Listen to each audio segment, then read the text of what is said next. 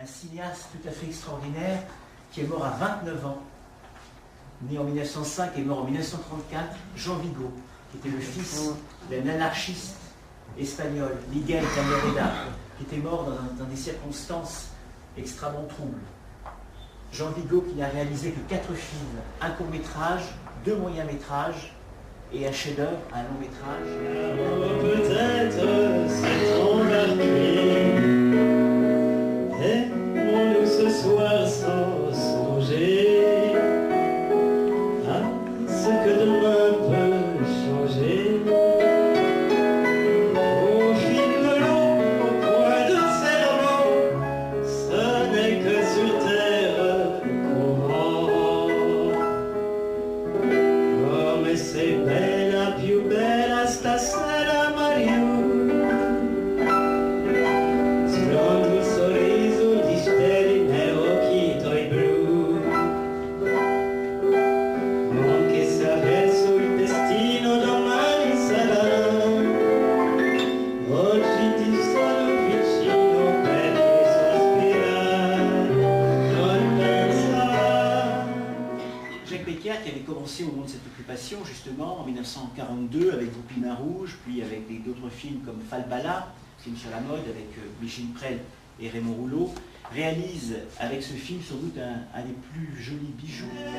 Tout se métamorphose, tout est couleur de printemps à Paris, dans chaque faubourg, le soleil de chaque journée fait en quelque destinée éclore un rêve d'amour. Ils habitaient la même Bien ami Jean Gabin qui lui aussi a entamé une seconde partie de carrière très riche.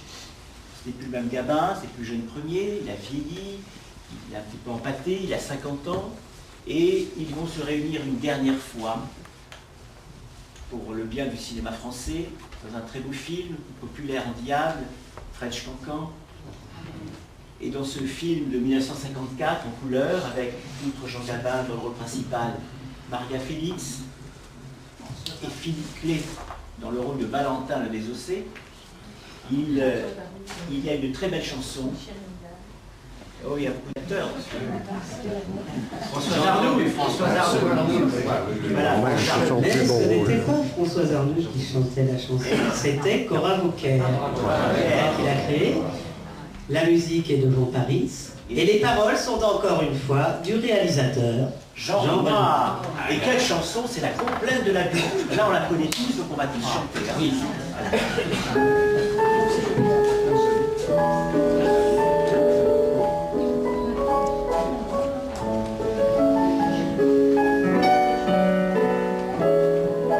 En bout de la rue Saint-Vincent, un poète et une inconnue s'élèvent l'espace d'un instant, mais il ne l'a jamais revue.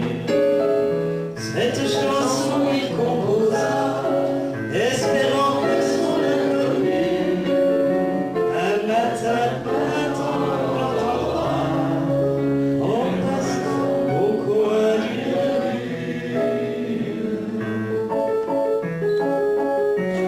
La lune troublée reposa qui diadème sur les cheveux roux.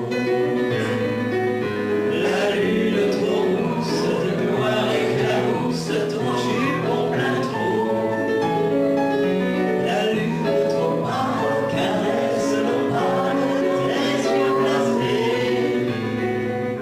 Princesse de la rue, sois la bienvenue dans mon cœur blessé.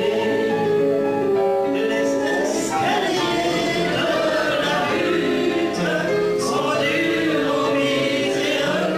Les ailes des moulins protègent les amoureux. Qui s'appelle Le Dernier Métro. C'est un film qu'il a tourné en 1980 et particularité de ce film, c'est le film qui a eu 10 Césars. C'est un film que Truffaut réalise en 1980. D'autres amis à lui de la Nouvelle Vague, Godard en tête, considèrent qu'il a trahi un peu la cause du cinéma moderne. Il fait un film en réalité très rigoureux sur le milieu de l'occupation, très documenté. Notamment, il montre la fameuse scène dans le film où Jean Marais avait boxé un critique qui avait insulté Cocteau et qui avait dit « il a un Cocteau entre les dents ».